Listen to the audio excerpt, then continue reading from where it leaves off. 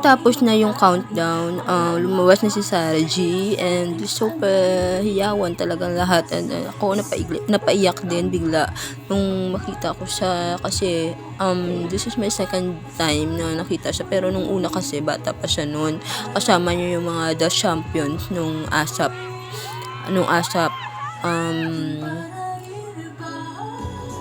kaya super saya ko nakita ko uli yung idol ko.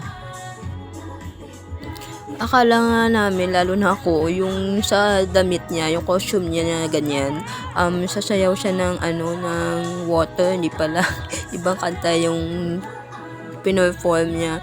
Pero ang galing niya talaga, gumiling, humataw, ang ganda ng boses niya, sobra. Hindi talaga makakailang tatawagin siyang popstar royalty kasi ang galing niya talaga mag-perform todo hataw, perfect na perfect ang niya talaga ang pagsasayaw niya saka sabay pa yung hirap din kaya na kumakanta habang sumasayaw, diba? Ayun, ang dami din mga tagahanga yun na pumunta sa akin kahit yung malalayo, pumunta talaga para makita siya. Natatawa talaga ako sa mga katabi ko kasi ang iingay talaga sobra. Hindi mo na naririnig yung pagkanta nila kasi sa mga katabi mo grabe yung hiyawan talaga. Lalo na ako, Charot. Siyempre idol ko yan eh. Wala talaga silang kapaguran sa pagsasayaw, lalo na si Bamboo, si Bamboo na lumabas talaga, grabe. Parang walang concert lang nakaraang araw. Kaya talagang binuhos nila lahat dito yung performance nila talaga para sa mga fans nila. Lalo na first time ni Sarah pumunta dito sa lugar namin. Talaga sobrang saya namin and thankful sa government bago kasi pinapunta nila si Sarah G dito. Lahat kami mga tagahanga, mga nanonood, sumasabay din sa bawat pagbirit, kanta nila, lalo na sa pagsayaw na din yung iba. Kahit sikipan, go lang ng go. Sobrang ko talaga dito si Sarah, admire talaga ako sa kanya. Ang galing-galing niya talaga, sobra. Kung nakikita namin, lalo na ako sa personal, parang katulad lang din sa TV na pinapanood natin siya. Walang pinagbago sa katawan, sa boses, yung dating ng pagsayaw, sa kulay ng balat. Yun. Gustong-gusto ko talaga ang costume ni Sarah dito, lakas maka Hollywood ang dating. Kasi parang nanonood ka lang ng music video sa performance niya.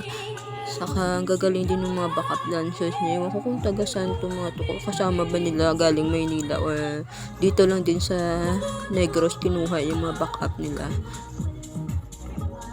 Hindi ko lang ipi-play itong video kasi baka maka-CPR talaga ako kasi mostly pag nag-upload kasi ako ng mga videos na may kasamang tugtog o kanta na ng pag-record ko, nasi-CPR kasi ako kaya mostly I go with this na nag-voice over para iwas na din CPR. Sana lolo wag mapansin. Si Sarah kasi isa sa pinaka hinahangaan kong artista sa atin kasi aside siya kay Vice Ganda kasi nung una kong makita yan si Sarah sa TV, sinubaybayan ko na talaga yan kasi ang galing-galing niya mag-perform at kumanta, saka napaka-humble niyang tao, then ang bait niya. Sayang during this time ng concert nila, hindi ko man lang nakita o nasilayan si Mateo. Gusto ko talaga makita din si Mateo kasi nagugupuhan din doon ako sa sawa niya. Charot. Ayan, lumabas na si Bamboo. Yan yung unang nila na kinantan, dalawa na sabay.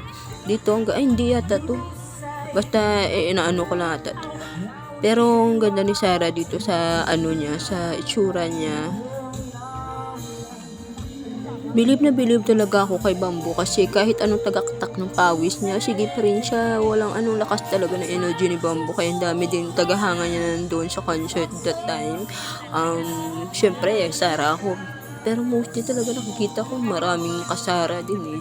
Kasi may mga dala pang banner. Actually, balak ko din may dala ng banner sana kaso nahihiya ako, Charot. Mostly din sa performance nila, duet sila dalawa. Kaso si Sarah, hindi niya lahat na kanta talaga yung mga kanta niya. Si Bamboo, parang lahat na kanta talaga niya yung mga songs niya.